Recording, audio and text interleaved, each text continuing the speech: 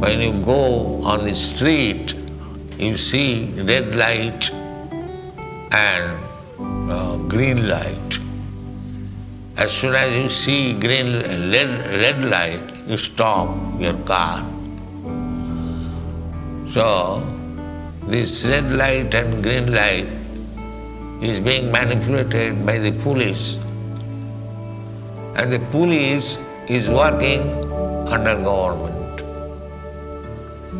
Similarly, this whole material nature is acting like red light or green light, but behind that red light and green light, there is the Supreme Brain.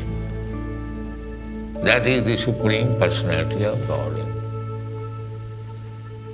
So, as a layman or a child cannot understand how the red light and blue light, green light is working, he sees simply.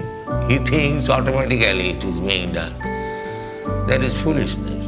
It is not being automatically done. There is machine, there is a manipulator behind this red light.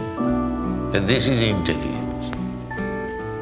Anyone who is concluding that on the street the red light and green light is working automatically, there is no brain behind it, he is a rascal.